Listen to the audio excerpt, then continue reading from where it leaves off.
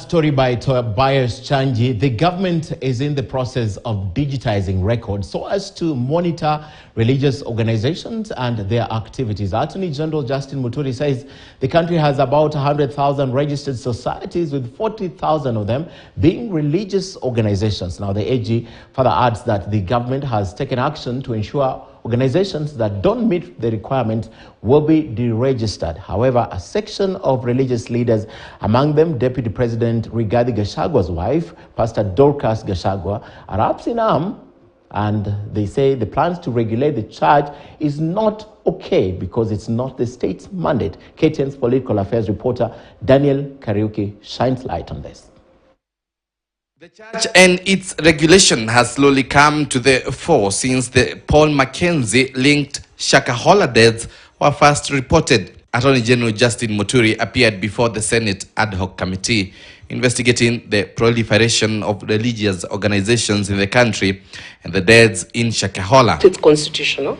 Muturi was tasked to explain why the government could not regulate the churches in the country. AG explained that the government was working towards digitizing records on all registered societies.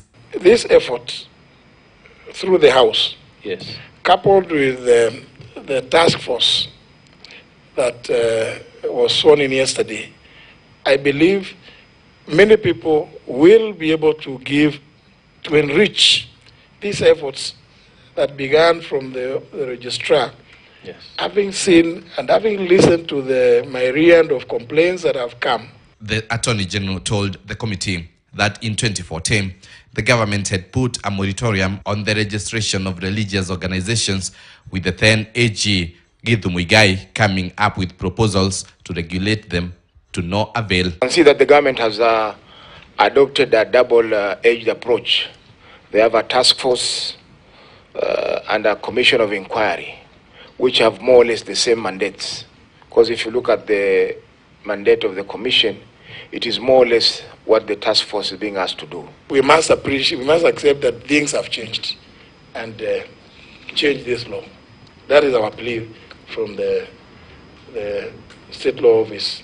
Muturi said that the new live prayer center led by Pastor Ezekiel Odero has also not filed returns and has been sent a show cause letter as to why it should not be deregistered. The registrar will be able to exercise her discretion in full cognizance of those other grounds for suspecting. There is no further documentation, correspondence between ourselves and Good News Church, because as the AG has rightly said, unless they come to file returns or change their constitution or officials, we don't have any other interaction. Meanwhile, Second Lady Pastor Dorcas Rigathi has cautioned against attempts to regulate churches, saying the government has no capacity and lacks the authority. She says the government lacks an understanding of how spiritual movements function. The Akorino sect has also echoed her sentiments and want Paul Mackenzie's to be treated as an isolated case. When it comes to matters divine, they had better leave it to us and to our God, because he says even gates of hell shall not prevail.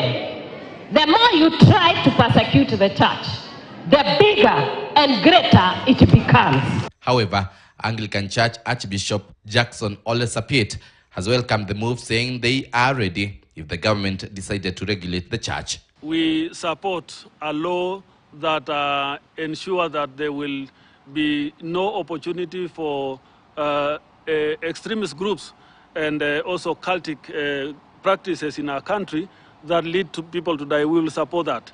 But we have also said we will not support any restriction on the freedom of worship. Daniel Kariuki, KTN News. Now, away from that, tonight the Bipartisan Talks Committee has made